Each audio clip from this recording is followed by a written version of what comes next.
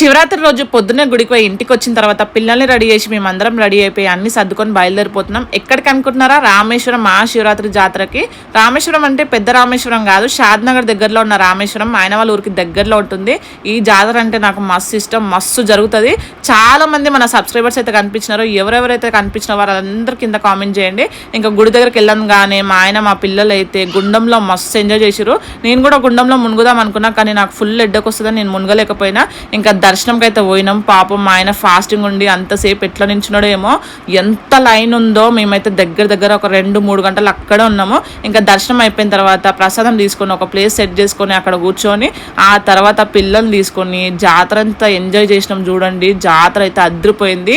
ప్రతిసారి కన్నా ఈసారి మస్తు మంది పబ్లిక్ వచ్చినారు.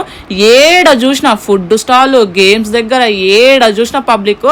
తిరిగి అలసిపోయి అందరం పడుకున్నాం. మా పిల్లలు మాత్రం అస్సలు పడుకోరు, నన్ను పడుకోనివ్వరు. నైట్ అంతా పిల్లలతో జాగారం చేసి తెల్లగట్ల 4 గంటలకు అట్లా పండుకొని మళ్ళీ 6 గంటలకు లేచి అన్ని సర్దుకొని ఇంటికైతే స్టార్ట్ అయిపోయినాం. జాతరను వదిలిపెట్టి అస్సలు రాబుద్ది కాలేదు, అక్కడనే ఉండిపోవాలనిపించింది.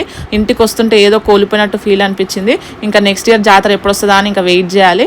ఇంకా అందరం కలిసి కార్ దగ్గరకు వచ్చి ఇంక ఇంటికైతే స్టార్ట్ అయిపోయినాము. ఇంకా మధ్యలో ఆకలి అవుతుందని ఒక ప్లేస్ దగ్గర అయితే ఆపిండు. ఇంకా అందరం కూర్చొని ప్రశాంతంగా టిఫిన్ తిని ఇంక ఇంటికైతే స్టార్ట్ అయిపోయినాం. ఈసారి శివరాత్రి మీరు ఎట్లా జరుపుకున్నారో కింద అయితే కామెంట్ చేయండి. Thank you so much for watching guys.